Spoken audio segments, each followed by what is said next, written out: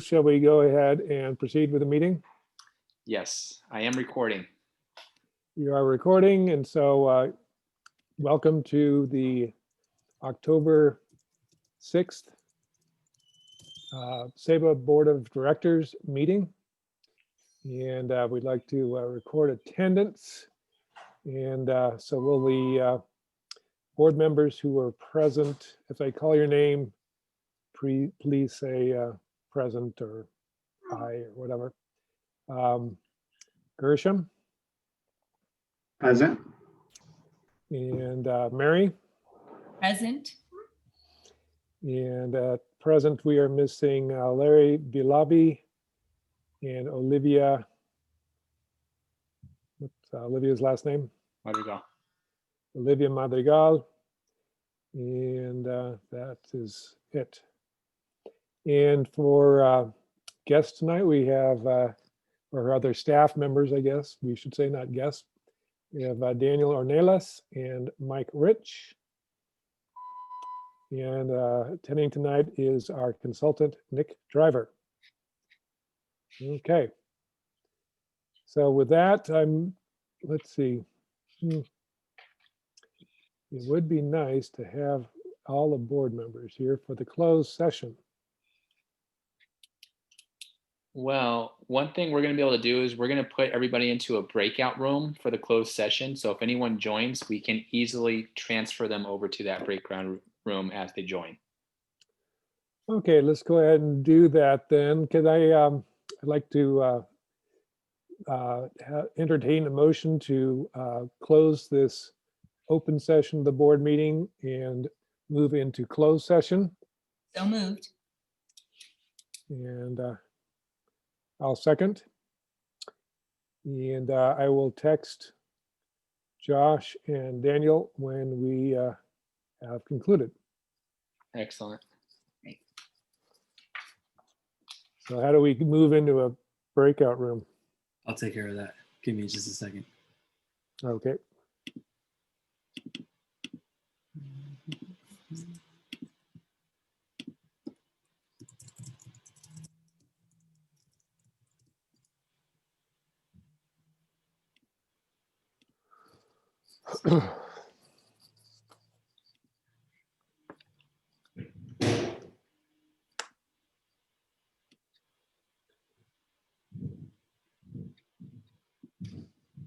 So there should be a button. There you go. Join the breakout room. That's it. Yes.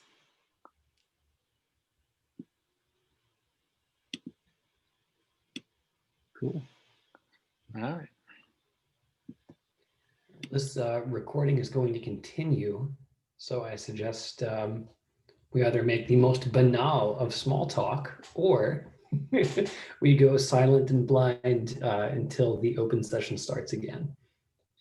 I think that makes a lot of sense. It's amazing how often you say something, and that's exactly what I was about to say, Mike. So. Great minds. All right. So I'm going to mute and stop video, and we'll wait for the text.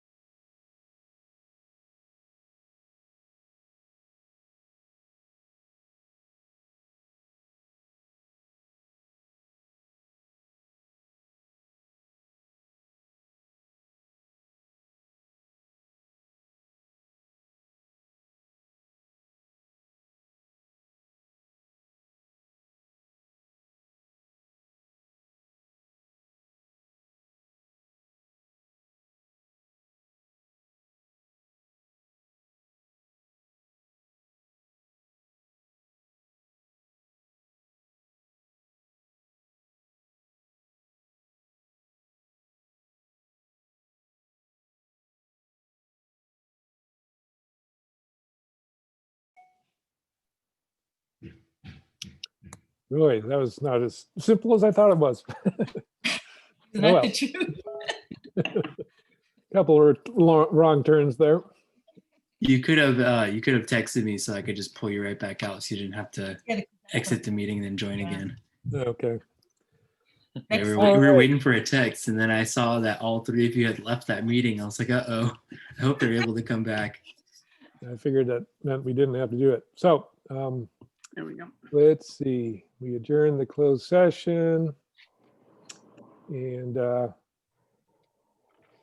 so at this point, I guess I say that in closed session, we discussed employment issues related to the head of the school, or personnel issues related to the head of school. And we adjourned closed session. And No actions were taken. oh yeah, and no actions were taken. And no vote was taken. Mhm. So we will now reconvene the open session.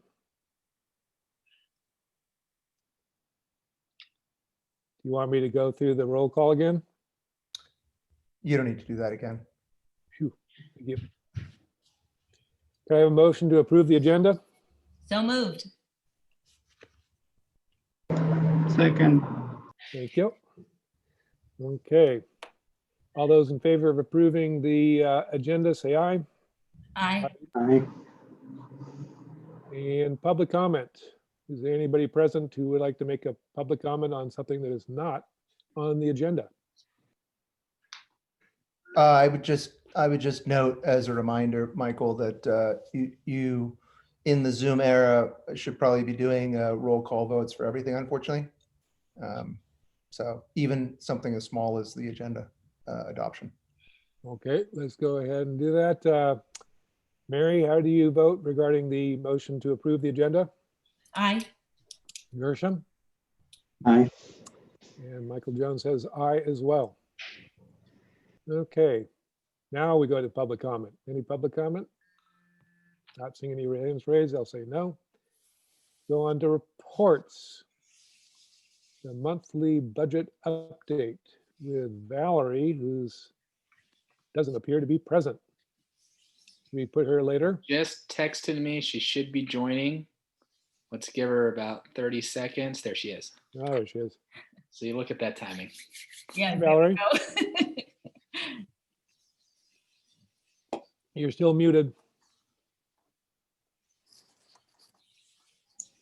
Thank you. Good evening. How is everyone? Great, Good. how are you? Very good. Very good. Okay. So we're going to take a look at the monthly update that you guys would have received a few days ago. And let me just try to, sorry, I'm Does just, everyone have this? Would you like me to share my screen, Valerie? sure, that'd be great.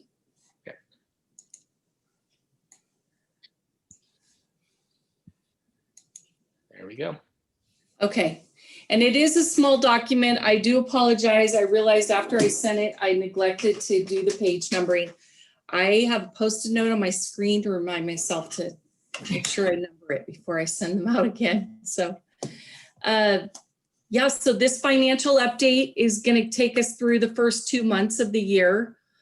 So this is reflective of July and August activity. And with your cash flow, you're projected to end up with about 147 days of cash on hand, which should cover about 35% of your annual expenditures. I did want to talk just briefly in that third paragraph there about the coronavirus relief funds. And we have been meeting as a team with your SEVA people to identify the allowable costs that fall in that category of funding. And we feel like we have a pretty good handle on that, and we should be able to report back to you next month if we do determine there is a possibility that we might want to spend a little bit of that money on some staff laptops. But that was just preliminarily discussed today, so we'll be reporting back to you on details on that. Valerie, was the is CARES different from the PPP? It is different. It is kind of all under the umbrella of obviously of the coronavirus, but the CARES Act funding was given to the schools. It came to us late. It didn't have a lot of clear definitions in terms of what was allowable usage. And we really didn't have a full understanding of what that funding amount would be until late summer. And so for your CARES coronavirus relief funds, you have the largest bucket of money that you have that you need to expend is $540,000 By December, right? by December 30th of this year. So that's a pretty tall order. And we got like, here's what the allowable uses are, within the past 6 to 8 weeks, where we've really been trying to work through that and identify, what in your budget has needed to be repurposed, what staff maybe have had to pivot to a new task that is a result of coronavirus, where we could say, hey, this particular person now is, working on tasks that are related to the coronavirus and the implications from that. So that's kind of been our focus, and we feel good going forward with being able to identify allowable expenses for that. So with that being said, just so you know, because as you know, every district is looking to spend that money by the end of December. So we're running into a lot of back orders for technology. So just so that you're Right. aware of that. It's just Yeah. crazy because everybody's buying the technology. Absolutely. Great point. And you're exactly right. It can't be a purchase order. It needs to be obligated, which would mean we'd either need to have taken, we'd need to have an invoice. It can't just be an open PO with a back order. So yeah, great point. So that's kind of where things, the focus has been here in the first couple of months. That kind of covers the narrative. And then if we look to the next page, that gives you a summary. And so we're looking at the July revised budget that you approved during our last meeting, and kind of comparing that to your actuals for the first 2 months. Everything looks to be on track. And, as with any fiscal year, your revenues trail behind. It takes a little time for revenues to kind of start coming in. So that's why you'll see your total revenues year to date are 6% of your overall budget. So Valerie, I have a question on the local revenue. And Yes. I know on the next page, it says more that it's ASB funds. So what exactly did we get actual almost $151,000? The ASB notation is incorrect, and I should have edited that. With the $150,000 that you got, that is from Parheo Valley Unified School District. That's your annual settlement that you get. That's $150,000 a year. Got it. And that was a part of the MOU that you signed, and there was a 10-year agreement in place. So I believe we're at about year 6 on Okay. that. Great, thank you. Let's see. And so, yes, you did receive those funds. I do know this, again, this is through August. In September, you did receive a large chunk of funding for the learning loss mitigation. So you'll see that reflected in next month's monthly financial. So then the next 3 pages kind of offer a detail again on where things sit in terms of expenditures, and happy to field any questions on that. I do have a question on the classified comp. Generally, it's 15 to 19%, but that 2,300 classified admin sticks out to me because it's 34%. Yeah. What's that all about? That is, we had Kate on for 2 months, kind of like I think you guys did kind of a month to month. And so Kate Watkins and Annie are no longer doing the month-to-month contracts, but Kate would be reflected in that. Okay, And yes. And then Annie's 2 months would have been in the, certificated. yeah. Okay, that one wasn't the percentage. Well, you have the student support, which is high, 31%, but Annie's Okay. probably in the 1300s. So Yes, yes, exactly. That's a little high, but yes, that is a good, also, we do need to monitor that and just, I need to look into that a little bit more, but I know that did include Kate's salary. So that was, thank I you. do want to point out that there was even though it does jump out, that was a cost savings overall. Kate was Yes. replaced by a credentialed teacher. I don't know if that credentialed teacher is how that's classified in here, but it wasn't just a straight 1-for-1. We ended up saving there. So yep, definitely. I'm not entirely sure what her classification is. I believe we did, well, she is certificated, so you're right, Josh. She would probably be moved up to a 1300 position from an 1100. But yes, there was a savings, so thank you. Any other questions on the expense details? Not on that page. Okay, or the great. next one. Okay, and then if we take a look at our monthly cash flow, that's going to provide you with your, the 2 months that are shaded in green have occurred, and then we have accounted for the deferments in your LCFF state revenues beginning in February. I kind of made a little notation down below of what those deferrals are in terms of a percentage of your overall monthly revenue. At Annie's, not Annie, you're not Annie, sorry. Oh, it's Valerie. okay. So with that deferral in the accrual column, 1.293, is that Yes. all of the deferral amount, or is there other things in there? That would be one extra month because it looks like, as you can see, the actuals are trending about a month behind. So if you look in the August actuals, that really should have been your July revenue, but just Got the timing of when you get it. So it's 1 month plus your deferrals. Got it. Thank you. Yeah. then if you look at it, you can see the one asterisk is LCFF deferral to November to, and so on. Yeah. Right, all the dates. Exactly. Okay. Mhm. Yeah. And then I just put some place markers in there on the fixed asset acquisitions. We'll continue to monitor those Selden and Son invoices and that those will be paid out in the next several months, but it accounts for the 971,000 that the board set aside for those final improvements. And I do have one other question Sure. on the capital outlay. Yes. July's revised budget, the 873, it is also an accrual. So there's nothing happening. What you're saying, there's nothing happening in that year.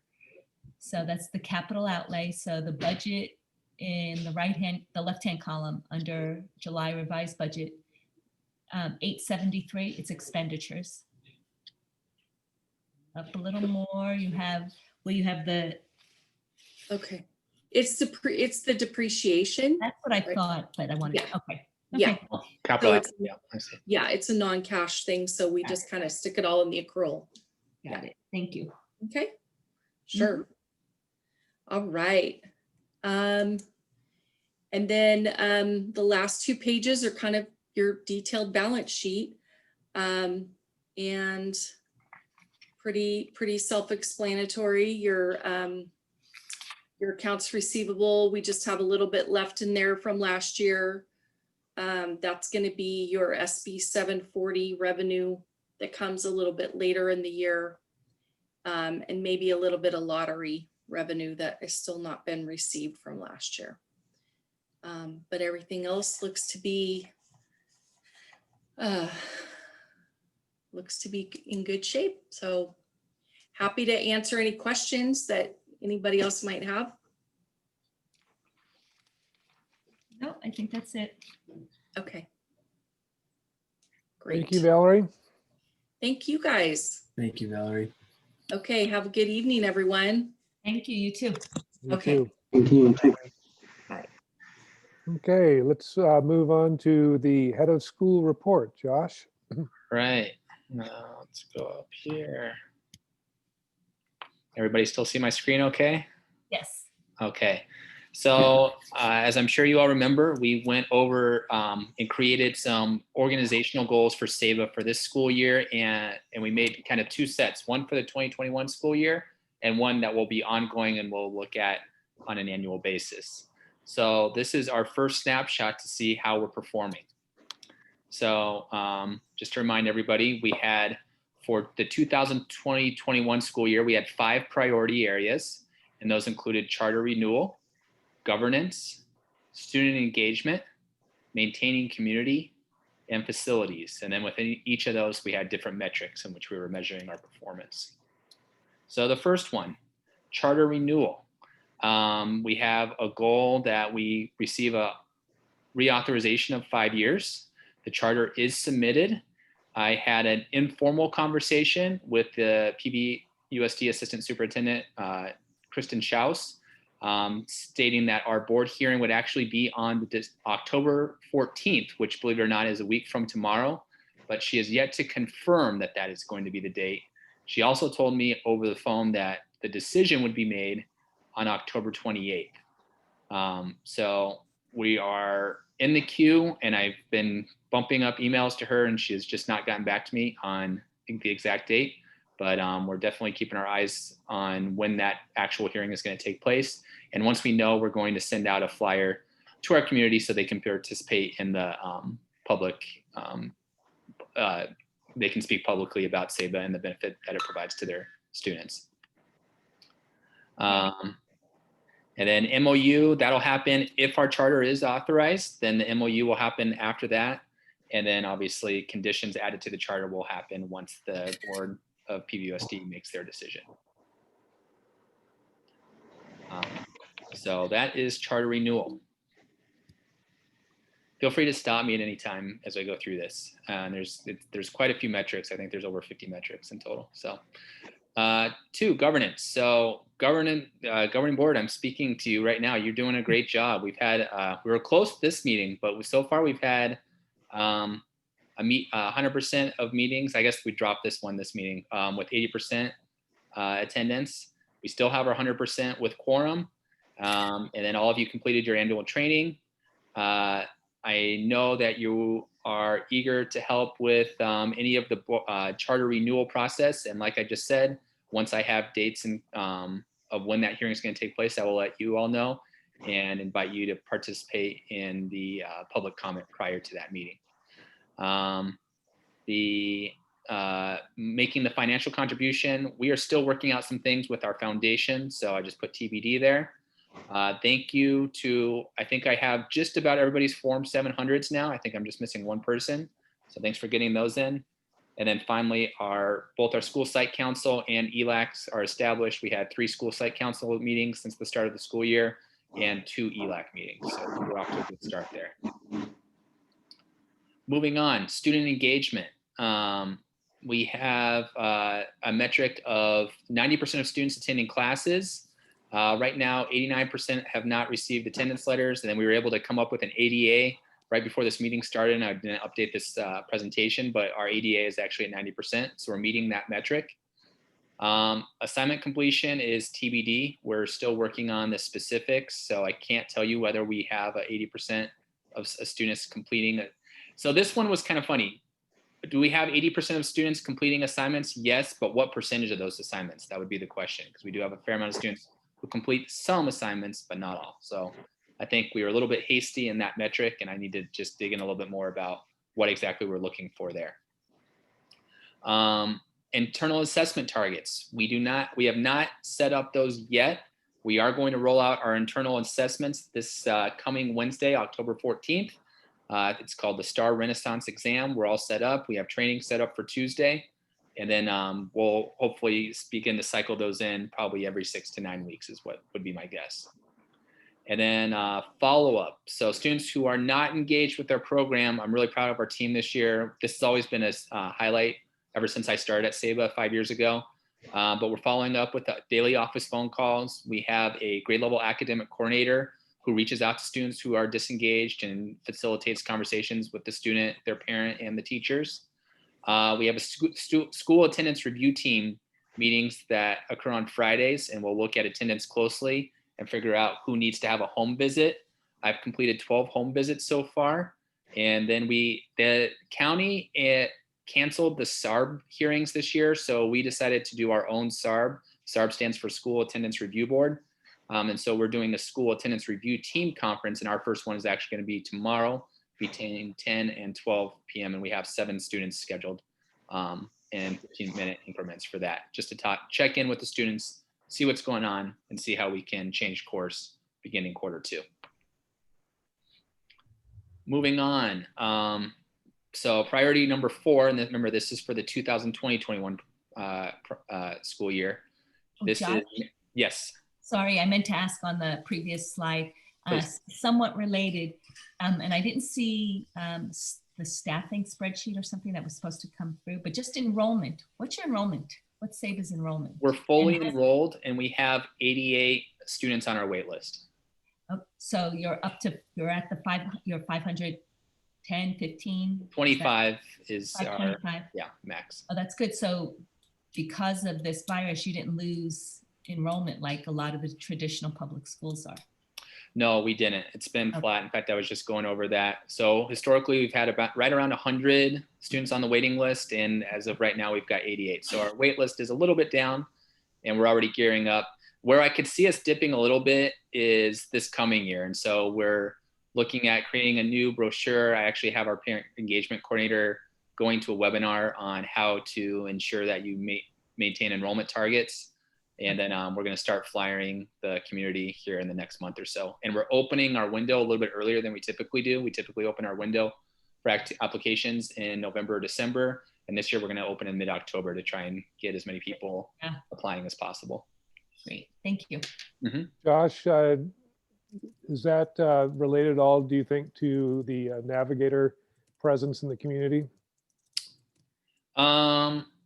No, because they're only grades 2 and 3, or I think 1 and 2. They're only elementary school grades. So right now they're not affecting our enrollment.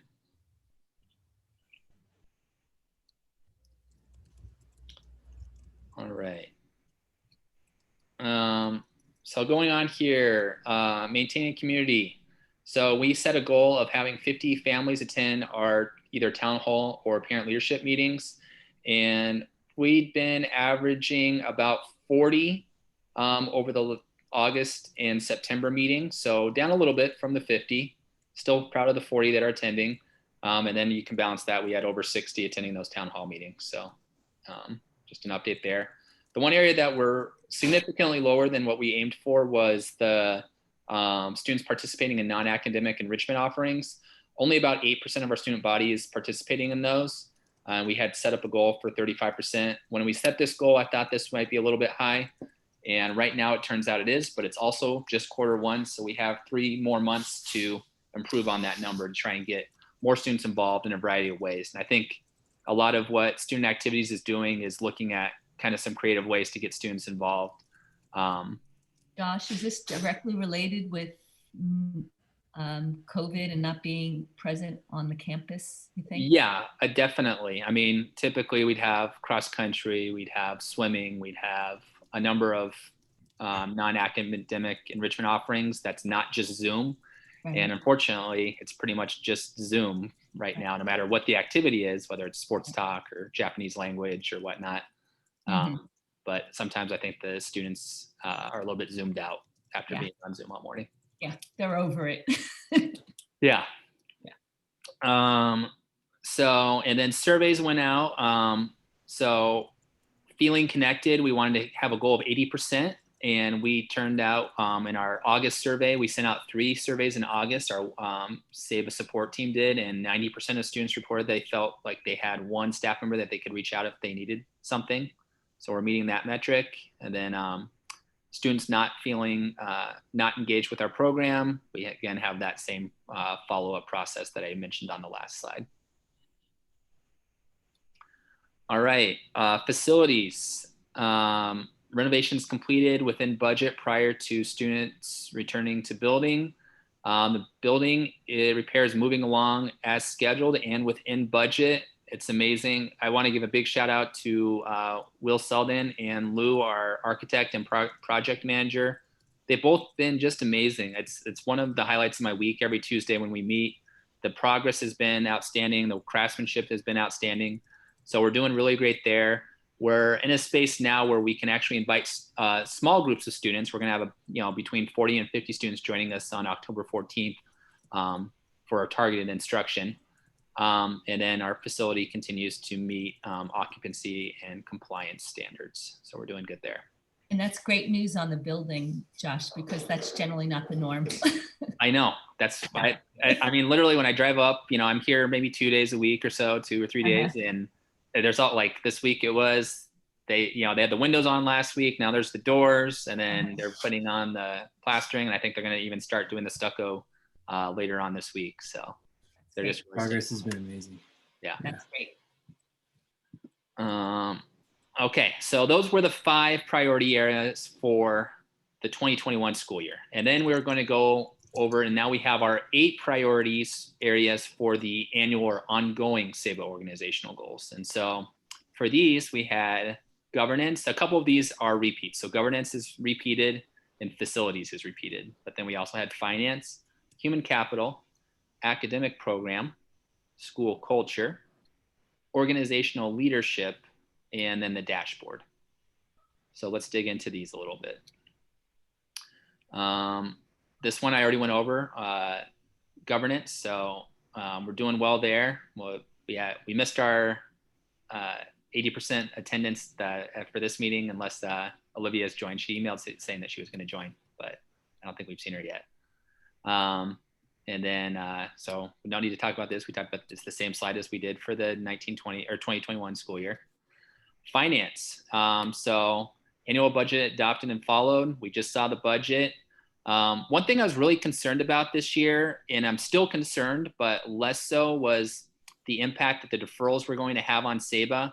Our tightest cash flow month is the month of June, and it still gives us about 147 days or nearly 3 months of cash flow, which is a really great feeling. It makes me feel really confident. Even if the deferrals become worse as the year progresses, I still feel like SEBA's in really good shape. And that's without us even having to touch the line of credit, which is available to us during this school year.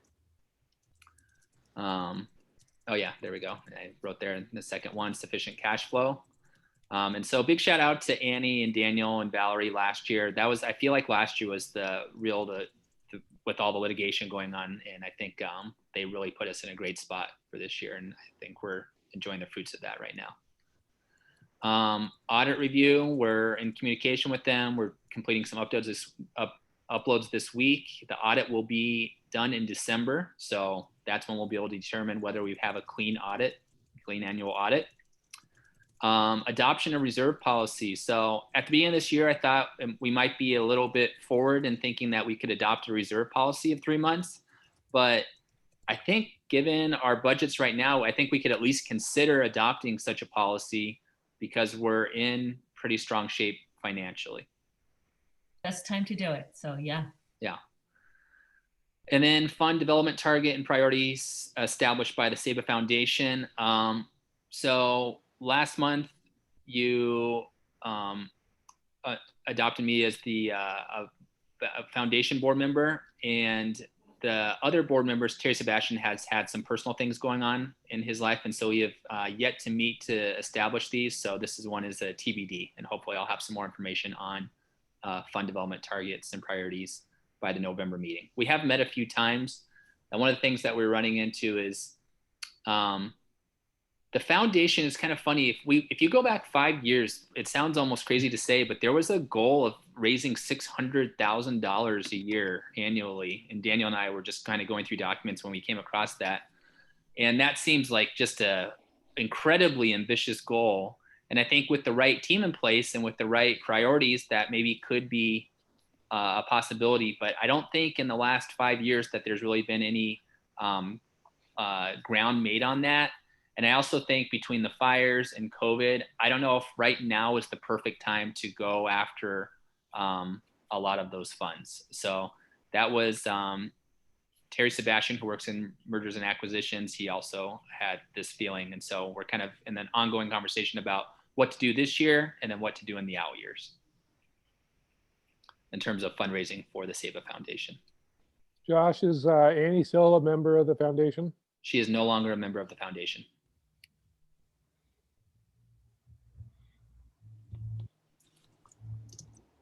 All right.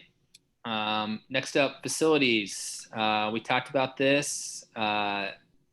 Building repairs moving along as scheduled. Facilities meeting occupancy standards. Human capital. So we wanted to have a staff turnover rate of less than 15%. Thus far this year, no lost staff, but it's only October. But I think we're doing great there. All things considered, between the fires and COVID, I think our staff is in a really good shape. We have a great dialogue going on, and we're trying to meet their needs as best we can, daily and weekly in all of our meetings. Staff reporting satisfaction with training and support on regular surveys. We'll have to have a survey go out. We have not had sent out a survey about that, and so we'll have that go out Q2. All positions filled the first day of school. We did do that prior to August 3rd. And then decreased rate of workers' compensation claims. I don't know what our rate was last year. I do know we've had 3 claims this year, so I'm guessing we may not meet that metric. So I will keep you updated as we progress there. What kind of compensation claims have we had this year? It's been related to COVID, and it's nothing that was in our control. So I mean, basically, we give them all the information, and then based on the information we provide, they can choose to make a claim or not.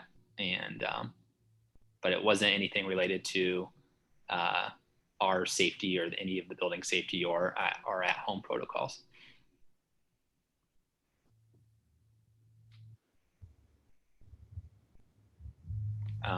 In a private conversation, I'd be happy to go into more detail about what these 3 were about. All right, next up, academic program. So we want to have 50% of our students proficient or advanced on state assessments. Like I mentioned earlier, we're going to roll out the STAR assessment system beginning Wednesday, 10/14. I do think that they are going to have the CASP SBAC exam this year. They're going to have the LPAC this year. And actually, Dr. Fair Sabah on our Wednesday call last week said he envisioned that they will have the SBAC and it'll be administered to students over their Chromebooks, and they'll take it at home. So obviously, we'll keep an eye on this metric of keeping at least 50% of our students proficient on that assessment as it comes up. We're working on implementing the norm referenced internal assessments using the STAR exam. It doesn't address science, though. It's just math and English. So we'll have to, the science is still a TBD. And then the last 3, students graduating on time, matriculated to a post-secondary program, and 80% of students meeting UC entrance requirements are all TBD because we have not completed the school year yet. But we are working diligently. We had, we're in intersession these 2 weeks. This is the 2nd week of our intersession. And we had about 80 students join us for intersession the first week for academic intervention. And then we had a couple academic supervisors continue on this week with seniors who were starting to fall through the cracks to just kind of get them caught back up to speed so that we can make sure that they graduate on time and hopefully meet those UC entrance requirements. Josh, All right. does the CASP include science now as well? The CASP does not, but they rolled out a new exam called the CAST, California Science Test. And so that will be a measurement that will be assessed against, including this year if they end up doing online assessments, which they have not made an official decision yet. All right, ADA. So Mary, you asked about ADA earlier. We made the goal of having 90% ADA. ADA is thus far 91%. It's lower than we'd like to see it, but we're working diligently to keep everyone involved as much as possible through the home visits, through phone calls, through our grade level academic coordinators. And it's just, just a lot of care and feeding of the students and just doing everything we can to make sure that they're engaged, including having some of the students, about 5 to 8 per grade level, coming onto campus for Q2. Administer survey and establish baseline percentage of students feeling supported. So we did administer a survey to students. There was about 135 responses, and 96% of students stated they felt supported on August 12th, 2020. Discipline, it's not applicable right now. We haven't had any discipline referrals, but I guess it could be a possibility, but Parents calling you up and saying, take care of him. yeah, that actually has not happened though. So, and amazingly, we haven't had anything. So I'm hoping that we can continue with that. And then then the extracurricular participation there, we're down. It's at 8%. We had set a goal of 35%. So I think it's fair to say a lot of that's related to COVID. And I think we can still do more to get students involved in different types of ways. All right. And then organizational leadership. We had 2 metrics here. One that I meet 80% of the organizational goals, and then 80% of staff, students, and families reporting satisfaction with the decision-making and school leadership. We have not sent out that survey yet.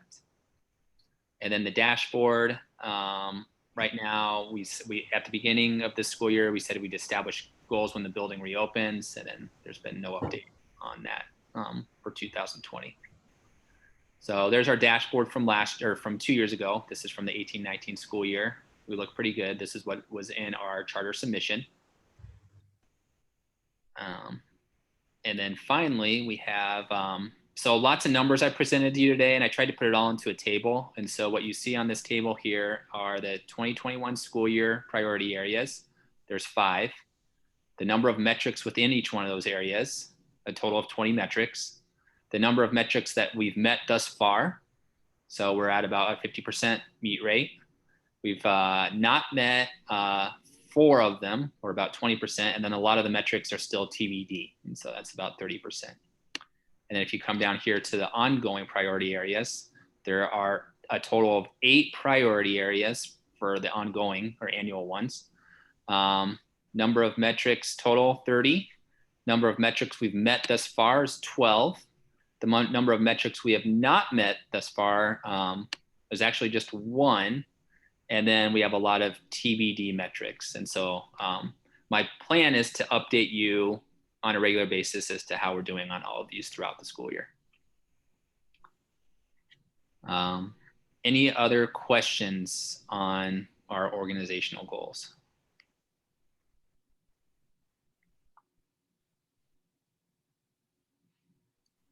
Looks like you're making good progress. Yeah. All right, thank you. Okay, I'm going to stop my screen share here. And now I'm going to hand it back to Michael. I think, I believe Daniel is next on the agenda.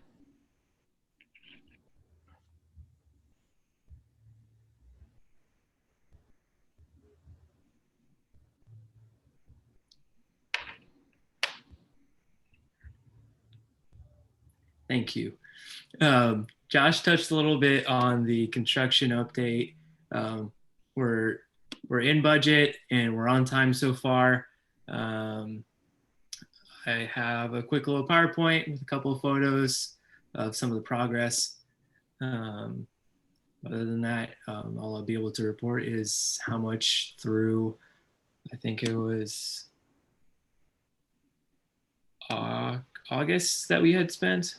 Or no, through September. Give me a second. I'm gonna present. Can you share your screen, Daniel? Yeah. I'm gonna load this up. Okay.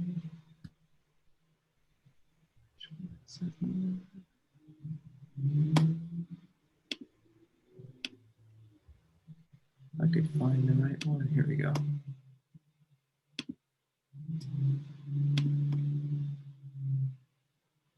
Okay. So here's the update for today. So these are kind of in reverse order. So this is kind of, this photo right here is kind of what we were seeing before, a little bit of water damage on the framing that was in the infill panels before. They ripped those out. They poured in a concrete curb that they would put some flashing over. So after that curb, they went into putting the frame directly over that curb, new metal stud framing. And then this is more or less where we're at now, where they were able to complete the framing. They got the windows in where there are doors for classrooms, which we have 5 classrooms that have doors in them. They installed those doors, and yeah, that's kind of where we sit right now. They'll be doing the drywall on the inside. They'll be finishing that up over this next week or two.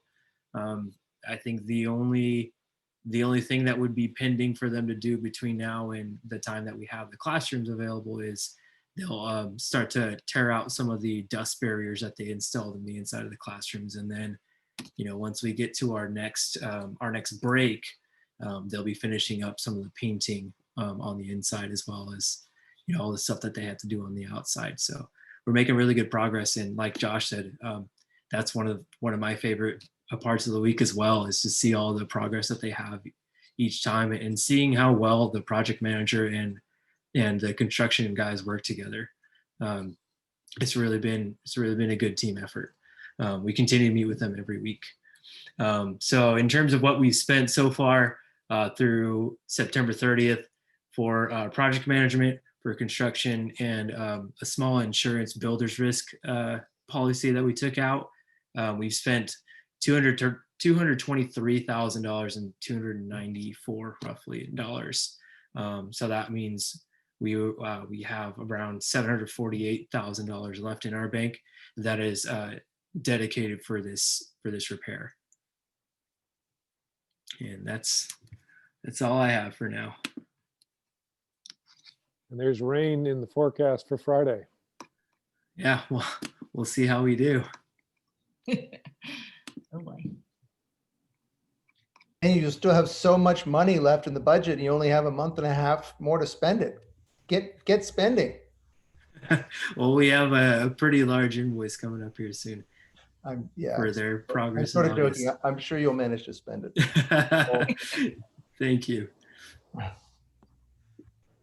Okay, let's go on to the enrollment and attendance report.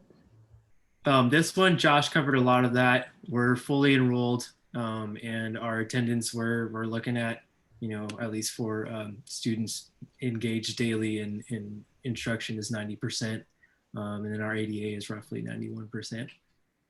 We're still working on how we're going to present that metric for the assignments, though. When you say 90% attendance, that means that the students are clicking in at 8 a.m. every morning. Yes. But another measurement would be what percentage of them are actually engaged in all the things they're supposed to be engaged in over the course of the quote unquote school day. Yeah. Is there any way of getting a handle on that number? Yes. And I could present that. In fact, I could add that to my org goal presentation. So we have a student participation tracker.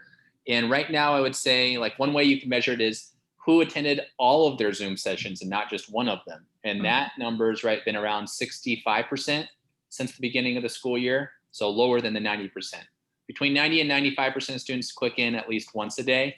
But then the number or percentage of students that click in for all 3 of their classes is 60 to 65%. And then in terms of assignment tracking itself, we fill out this participation log that's based on whether the students are completing their assignments.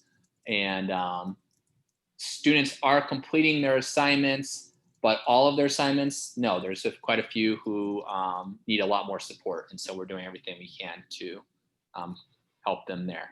And so I think that's what I was getting at. I have to kind of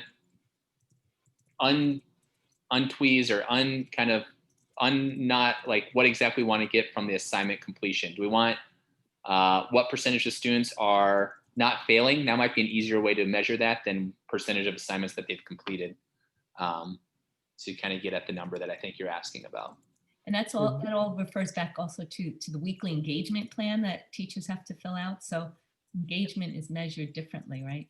That is correct. Yes. And we've spent a lot of time on that engagement log. In fact, I could even add the engagement log to our next board meeting and show you how that's working. It'd be interesting to be able to see, here's the 90% that are clicking in at 8 a.m. Here's the percentage that are still engaged at the end of period 1, Mhm. period 2, period 3, and see It how drops off or something. it drops off. And the length of the classes themselves, they'll vary. And sometimes the teachers will say, teach for say 40 minutes or so. And then they'll say, okay, now go write your essay. And the students will go, they might be off Zoom for maybe 40 minutes, and then they'll pop back on Zoom for their next class. Mm. So the dynamics of each day and each grade level change a little bit. But yeah, I see what you're saying.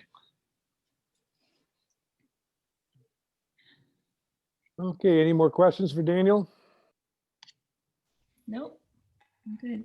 Okay, we'll head into board training, recruitment of new board members, presented by Mr. Nick Driver. Thank you, Michael. Josh, would you mind taking the controls? You got it. Thank you.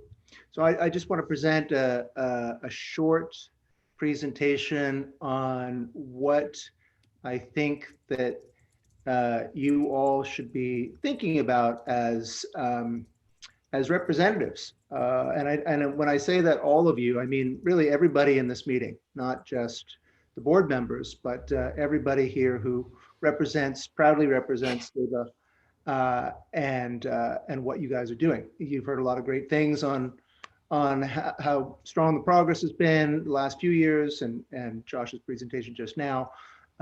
One of the things that you also know, because you've just turned in your charter petition, is there's a requirement to have in your bylaws to have at least 5 board members. And as you probably remember, the range is 5 to 15, so you're at the bottom level of that range. But in addition to just a legal requirement to have a few more board members, it's not a legal requirement actually to have any more than 3 if you think about what the IRS requires as part of being a 501c3 nonprofit. Only 3 is required, but because it is a best practice to have more, you have put in your bylaws to have between 5 and 15.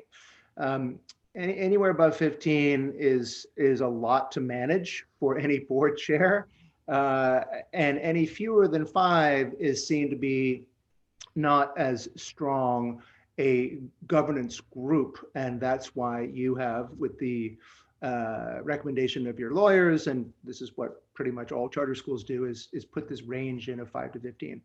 So I'm going to ask you, as you're going through this, as we're going through this presentation, just to think about your networks, and we'll cover it on a slide coming up. But that's kind of why we are having this short discussion. It's both a theoretical discussion of why there is a board at a public charter school like SABA, and in fact, all nonprofits have to have boards, and why they exist, and also, how you can add strong members of the community to your board, because it is something that you've decided you should have a couple more of at least. So the first slide is, why do boards exist? Do boards exist just to raise money? In a lot of cases, yes. In SABA's case, no, absolutely not. Just giving you some sort of legal requirements. There's also just a best practice requirement to have a governing board to help management make its decisions. That's a requirement of being a public charter school in California. So, and in SABA's case, you have a separate foundation board that raises money. So actually, that's not a goal at all of your board. It is a goal of a lot of nonprofit boards, that board members should be there just to write a big check at the end of the year or go out and get big checks, but that's absolutely not why you guys were recruited, and it's not why you will be recruiting other board members. So some nonprofit boards are not strong because they don't have the requirements in place that public charter schools do, but charter boards need to be strong because there are so many state compliances, and that's partly why we're doing this training and the previous trainings. There's a financial and a legal compliance. There's also the academic rigor that comes up every 5 minutes that you're, 5 years that you're judged on, and you're going through that right now with charter renewal. And absolutely having strong board members like you guys is going to help with that academic rigor, as well as the financial and legal compliance that boards have to exert when they govern. So effective boards make schools stronger and less likely to fail. The number one reason why schools fail is because of financial or governance reasons. And so you guys are here because you're great community members and have skill sets as well that can help the management team manage or govern them as they manage. And the other reason why boards exist, and certainly why you guys are on the board, is to help the management team, and Josh is the head of that team, be guides. It's lonely at the top, and a lot of you have leadership experience that is helpful for your management team. You're not just experienced community members, you're also experienced at whatever it is that you do as a profession that also helps SABA. If you could go to the next slide. So the next slide is about making a stronger board. If you could go to the next slide. Sorry, you have gone to the next slide, and I'm just following along on my own screen. Gap analysis. Yeah.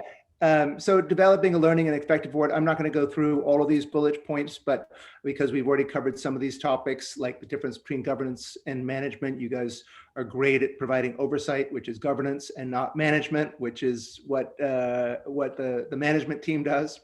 But you're looking for board members like yourselves, people who ask good questions about everything, including the details that you've already covered today, but also the big things, the mission, the vision, the goals, and the strategy of SABA, and nurturing that process of creating a shared vision. That's what you did during the strategic planning process. And now as you oversee the organizational goals that were created out of the strategic planning process, that is nurturing that process of both creating the shared vision and also implementing the vision. Knowing the difference, you already know the difference between the whole board and individual board members. There's a couple of other bullet points here that I won't go into, but this is when you put your hats on and say, I'm going to go and talk about the great things that I get to do at SABA, and talk about it with other people in the community who you think might be good candidates for the board. These are the kinds of thinking, these are the kinds of answers that you can put out there that might entice a person in the community to want to come and be on the SABA board. The next slide, please.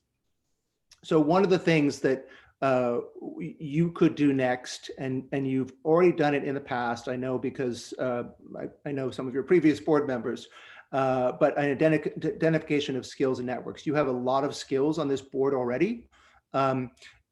In the many of the matrices I see, there are kind of 10 desired skills. There, I put a couple of them here, and you've already got a lot of those covered. But if there's 10 and not all of you, have 2 of the skills that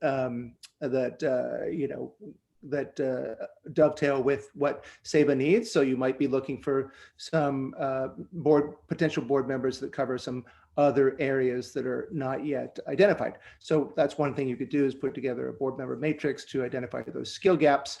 I would say that a generalist is a skill. When I first started this as this charter school sector work, as Michael knows, because he was there with me back in 2004 when I first got into this field, I was definitely a generalist, journalist by background, didn't have really many, if any, of the skills that would be useful to be on a board.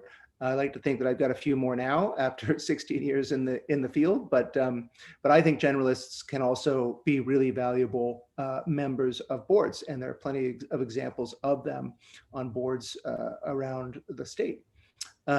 So one of the things that's really important to do now, just like it is with staff, is using a diversity screen. And when I say diversity screen, as it says here, not just talking about ethnicity and race, but also geography, gender, socioeconomics, and political mindset. So it's good to have a heterogeneous group of skills and also outlooks, if you will, on a board, because it just keeps it keeps a conversation amongst the board a healthier one.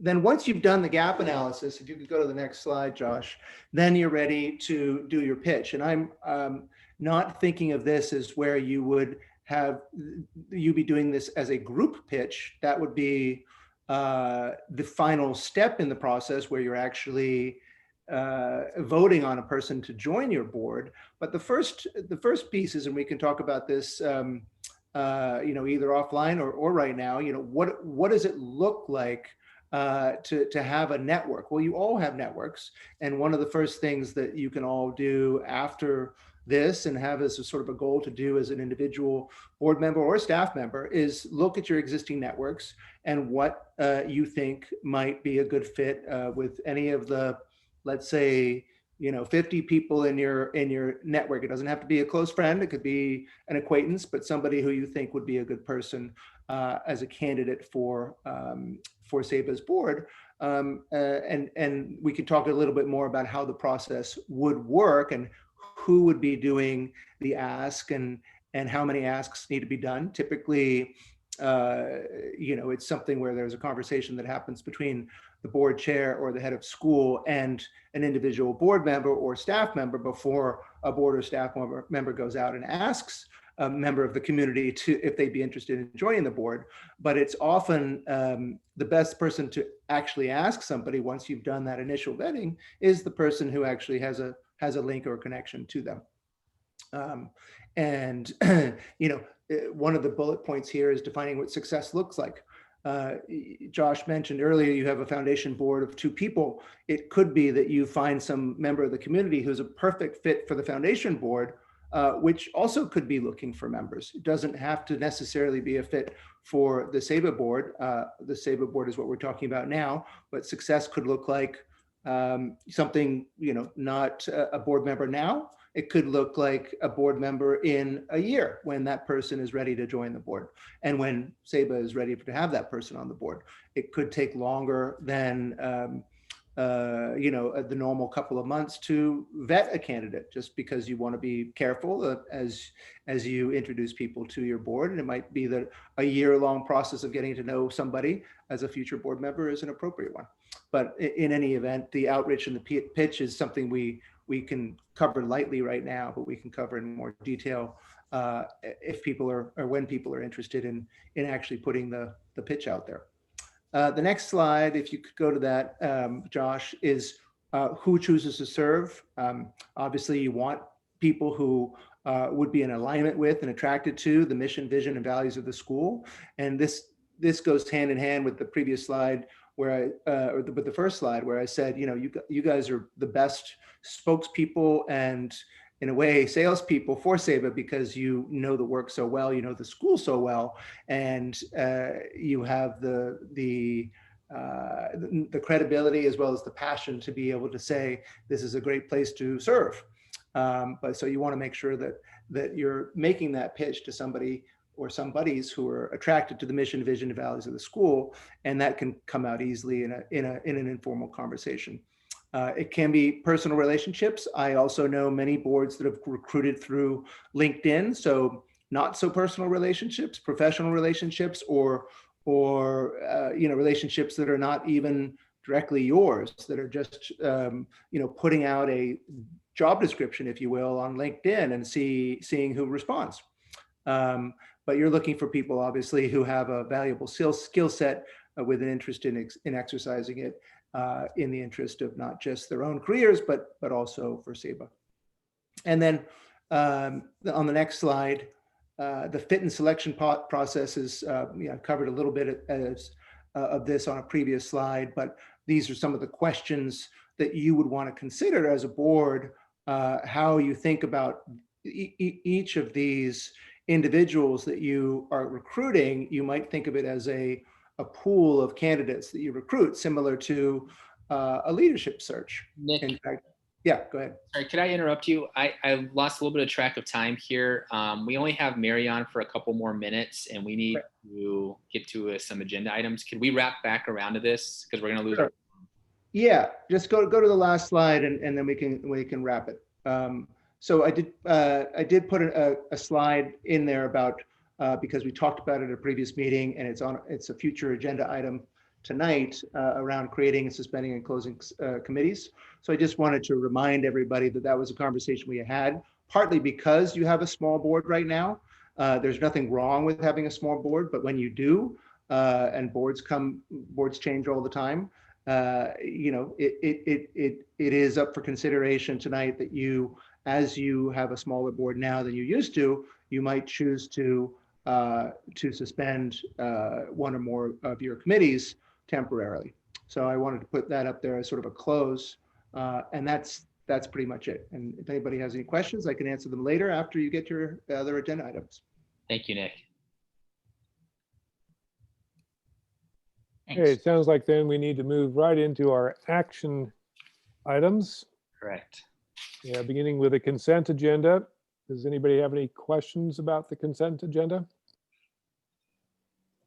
Nope. Someone would like to make a motion to approve the consent agenda? So moved. Second? Second. Okay, Mary, how do you vote? Yes. Gershom? Yes. And Michael votes yes also. Okay, I'm going to drop off. I have to find my connection to my next meeting. So my apologies for cutting it short. Okay. Take care, Thanks you for guys. being here. Take care. Thank Bye, you, Mary. Mary. Aye. Did Olivia join? Because we still have a items to approve. No. Yeah. See Olivia. You can't really approve any other items. I think we're stuck. Okay. Let's see if she's emailed me.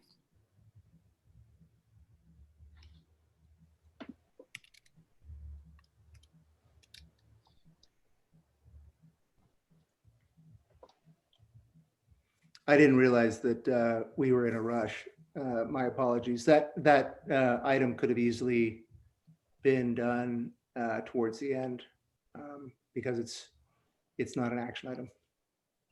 That's all right. Okay, well, Josh or Nick, do you want to finish up your presentation and we'll see if we can find Olivia in the meantime? Sure.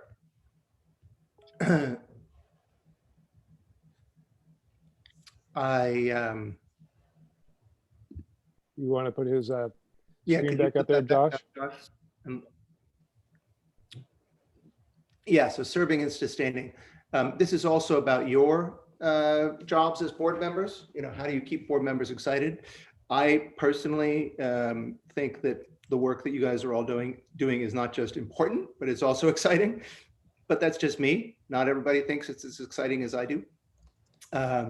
You also want to keep board members sharp and not too comfortable. And that's the role of both staff as well as the board chair. I think you have good, honest, direct conversations at board meetings, which is one of the ways to keep sharp. Another way is just to have a lot of new experiences as board members, and especially for new board members. You know, this is there are often many new experiences that are being thrown at you as a board member. Board service, we've already covered this in your bylaws. How long should board members serve? There's no one right answer on this. This is just a question that you need to ask yourselves. And I know that's actually been a recent change in your bylaws because you did have that question. It came up and you answered it in a different way than it had been before. And are there sustaining practices or rewards that schools can give to their board members? Usually it's the board members who are looking to volunteer at the school that gives a reward, but you know, there's other instances of it. You can't reward board members actually, that's not true. it is possible in California to reward school board members with stipends, but not salaries, obviously. And some district school board members, maybe even at PVUSD, do get small stipends. I don't know if that's true for PVUSD, but it's certainly legal. But there's very few charter schools that do that, if any. There's other rewarding ways that you can reward, other ways that you can reward board members other than financially, obviously. And the most important is the last one, creating an organization the board members clamor to serve on. I think SABA is a board or a school that a lot of people would clamor to serve on, and they just haven't been reached with a pitch. If we could go to the next slide. I mentioned this when we talked about the last slide. Boards often change. There's no problem with board members cycling off. It's actually healthy to do. And I also will remind people that I've been on a board for 9 years, so you don't have to cycle off right away. If it all depends on the passion of the board members and whether the fit is still right. There are external factors that come along that also change boards. Obviously, there's a lot that's been happening to SABA this year that could be attractive to new board members. It also could be, that some board members that have been on a while are cycling out. I just had a fellow board member on my board say that it was time for him to get off the board because he'd been on it for almost as long as I had, and it was just a lot that was going on for him. So I've already spoken to the range that's in your bylaws of 5 to 15 members. That's a pretty standard number. You guys are on the lower end of that, which is why we're sort of asking you to put on your hats and on your sort of networking hats and go and talk about the great things that SABA is doing. And if you could go to the next slide again, I think that's the last slide. This is something that may not be acted upon tonight if you don't get Olivia, but it's certainly something that we have covered briefly in a previous training about the existence of committees, how committees exist, how they're started, how they can be suspended or ended. And one of the items on the agenda tonight is looking at bullet point number 5 there. If the board shrinks in size, like SABA's board has done, if it's too small to support committee work, then the full board can do the work just as easily. And in many cases, it's easier to do the work itself rather than delegating it to a small committee. Anybody have any questions? All right. Well, thanks for letting me go through this again. Yeah, I think my only comment is that I think it needs to become a priority for the board to find, I would think, at least 2 more members. I think it'd be useful to get a copy of that matrix and come up with the parameters or the criteria that we're looking for, that we have and that we're looking for or would look for. See where our gaps are and what kind of person we would want to fill that.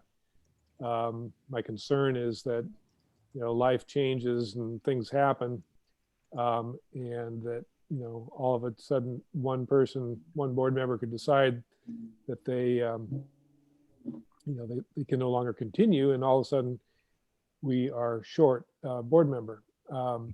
So I think that is something that we need to put on our task list of things that need to be attended to and go through a process to identify the kinds of board members we'd like, with the objective of adding at least 2 more over the course of this school year. Yeah, and I'd be happy to send you a matrix that other schools have used to identify those gaps. I'm sure you've seen them before, but happy to send that to you, Josh, so you can look at it and see if it's got the right skills on it, and then you can share it with the board. One thing that I'm seeing here that's going to be a little bit of an issue is we needed to approve this COVID-19 testing agreement tonight because we need to have our staff tested as we bring students back onto campus. And we were unable to do so because we didn't have a quorum. I'm wondering what we can do to get this COVID-19 testing agreement approved. The other one is until November. Do you think it would be possible to call Mary back? Like maybe her board has the flexibility to have her leave for a couple minutes. Yes, let me try. One other thought, if that doesn't work, Josh, is I don't know this particular agreement, but often boards approve agreements retroactively. So do you know how important it is to whatever agency this is that it's approved in advance? Yeah, I don't know. I could write pending board approval November. Here.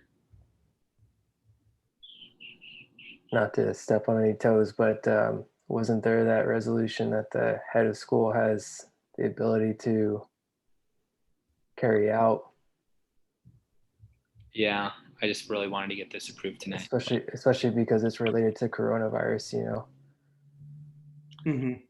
Yeah, that's right. You, Josh, were given powers by the board to carry out COVID-related necessities.